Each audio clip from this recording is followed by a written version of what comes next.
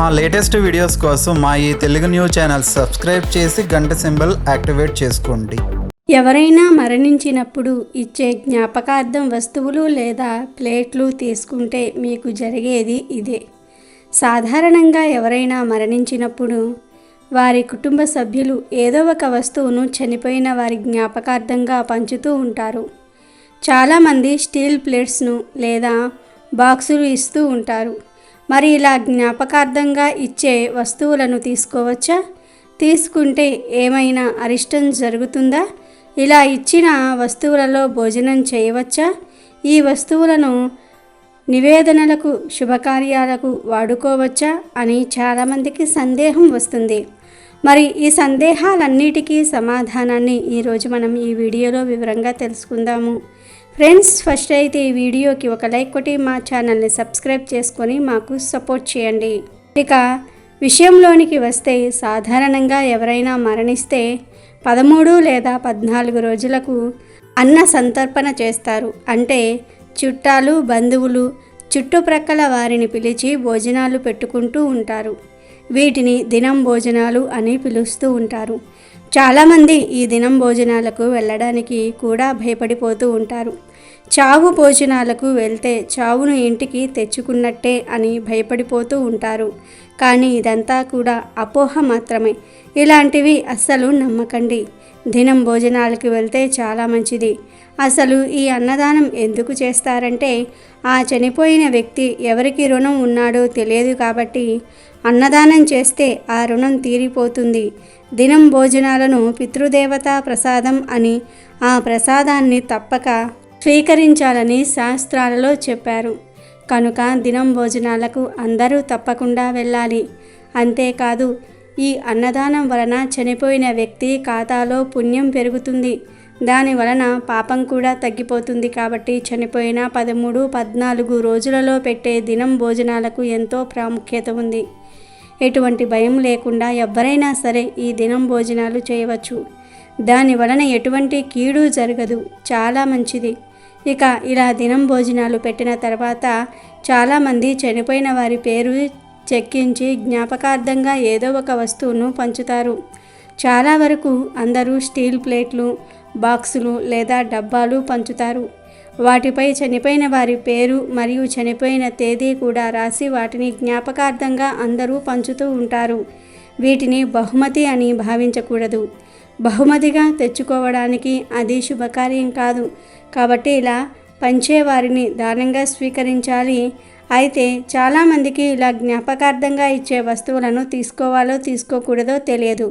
కొంతమంది ఇలా జ్ఞాపకార్థం ఇచ్చిన వస్తువులను తీసుకుంటే చెడు జరుగుతుందని భయపడిపోతూ ఉంటారు. కానీ అలాంటి భయాలేమీ అవసరం లేదు. నిస్సంకోచంగా జ్ఞాపకార్థంగా ఇచ్చే వస్తువులను తీసుకోవచ్చు. ఈ వస్తువులను చక్కగా ఇంట్లో వాడుకోవచ్చు. పూజలు చేసేటప్పుడు కూడా ఈ వస్తువులను వినియోగించుకోవచ్చు. ఎందుకంటే ఈ జ్ఞాపకార్థం వస్తువులను ఏదైనా పుణ్య కార్యాలలో వాడుకుంటే ఆ పుణ్యం చనిపోయిన వారికి కూడా చేరుతుంది. కనుక అనవసరమైన భయాలు పెట్టుకోవద్దు. జ్ఞాపకార్థం వస్తువులను తీసుకోవచ్చు. ఆ వస్తువులను ఇంట్లో వాడుకోవచ్చు. పూజలలో కూడా వాడుకోవచ్చు. తప్పేమీ లేదు. ఇంకొక ముఖ్య విషయం ఏమిటంటే, ఈ కాలంలో చాలామంది జ్ఞాపకార్థంగా స్టీలు లేదా ప్లాస్టిక్ వస్తువులను ఇస్తూ ఉన్నారు. అది చాలా తప్పు. స్టీల్ ప్లేట్లను ఎప్పుడూ దానంగా ఇవ్వకూడదు. వాటి బదులు ఏదైనా ఒక చిన్న రాగి వస్తువును లేదా చిన్న ఇత్తడి వస్తువును కానీ జ్ఞాపకార్థంగా ఇవ్వండి. వీలైనంత వరకు స్టీలు వస్తువులను జ్ఞాపకార్థంగా ఇవ్వవద్దు. అసలు మాకు జ్ఞాపకార్థంగా వస్తువులు ఇచ్చేంత స్తోమత లేదనుకునేవారు దానికి బదులు చనిపోయిన వ్యక్తి పేరు మీద పేదవారికి బట్టలు, స్వీట్స్ లాంటివి దానం చేసినా సరిపోతుంది.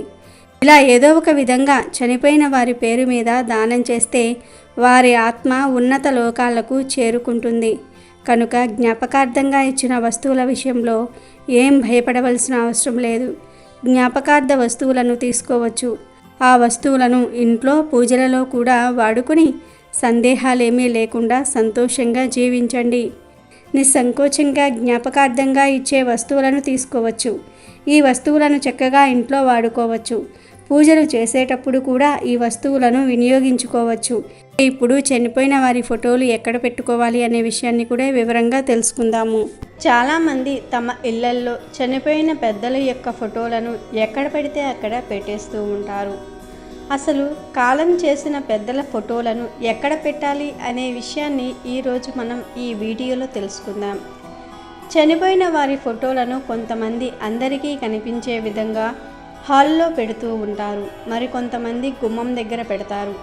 ఇంకొంతమంది బెడ్రూమ్స్లో కూడా పెట్టుకుంటూ ఉంటారు. నిజానికి చనిపోయిన వారు దేవునితో సమానం, దేవునితో సమానం అని చెప్పి పెద్దల ఫోటోలను తీసుకుని వెళ్ళి దేవుడి మందిరంలో పెడతారు చాలామంది. ఇంకొంతమంది దేవుడి ఫోటోలైనా లేదా చనిపోయిన పెద్దల ఫోటోలైనా ఇంట్లో ఎక్కడ పెట్టాలో అక్కడ పెడితేనే వాస్తు దోషాలు రాకుండా ఉంటాయి. అదేవిధంగా వారి యొక్క అనుగ్రహాన్ని కూడా పొందగలుగుతాం. పెద్దల యొక్క ఫోటోలను మీకు నచ్చిన విధంగా ఎక్కడ పెడితే అక్కడ పెడితే వారి ఆగ్రహానికి గురి అవుతారు. తద్వారా ఇంట్లో శుభకార్యాలు ఆగిపోతాయి. మరి పెద్దల ఫోటోలను ఎక్కడ పెట్టాలంటే ఏ గదిలో అయినా దక్షిణం గోడకు మాత్రమే పెట్టాలి.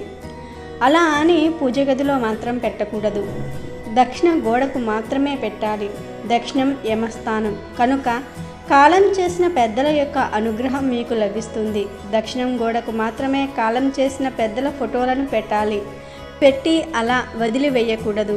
పెద్దల ఫోటోలను అప్పుడప్పుడు తుడుస్తూ బొట్టు పెడుతూ మాల వేస్తూ ఉండాలి. ముఖ్యంగా ప్రతి నెల అమావాస్య రోజున మీ పెద్దలకు ఇష్టమైన ఆహారాన్ని వారి ముందు ఉంచి నమస్కారం చేసుకోవాలి. చేస్తే తప్పకుండా మీరు మీ పెద్దల అనుగ్రహాన్ని పొందగలుగుతారు. పెద్దల దీవెనలు ఉంటేనే ఇంట్లో సంతానం కానీ వివాహం కానీ జరుగుతాయి.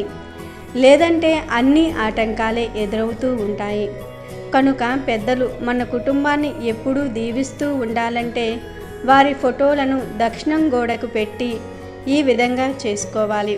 ఎవరి ఇంట్లో అయితే శుభకార్యాలు జరగట్లేదని బాధపడుతూ ఉన్నారో, ఇబ్బందులు పడుతూ ఉన్నారో, బాధపడుతూ ఉన్నారో వారు ఈ నియమాలను పాటించండి. చనిపోయిన పెద్దల ఫోటోలను దక్షిణం గోడకు పెట్టి ప్రతి అమావాస్య రోజు ఇప్పుడు మనం చెప్పుకున్న విధంగా చేసినట్లయితే మీ కుటుంబానికి అంతా శుభమే జరుగుతుంది. ఎక్కడ పడితే అక్కడ పెద్దల ఫోటోలను పెట్టకుండా జాగ్రత్త పడి పెద్దల ఫోటోల విషయంలో ఈ చిన్న చిన్న నియమాలను పాటించి శుభ ఫలితాలను పొందండి. మరి మీరు కూడా మీ ఇంట్లో పెద్దల ఫోటోలను దక్షిణం గోడకు పెట్టి ఇప్పుడు మనం చెప్పుకున్న విధంగా చేసి వారి అనుగ్రహాన్ని పొందండి. అమెజాన్లో బెస్ట్ డిస్కౌంట్స్ కోసం వీడియో డిస్క్రిప్షన్లో లింకు ఉంది చూడండి. అలాగే మా టెలిగ్రామ్ ఛానల్ సబ్స్క్రైబ్ చేసుకోండి. అమెజాన్లో బెస్ట్ డిస్కౌంట్స్ కోసం వీడియో డిస్క్రిప్షన్లో లింకు ఉంది చూడండి. అలాగే మా టెలిగ్రామ్ ఛానల్ సబ్స్క్రైబ్ చేసుకోండి.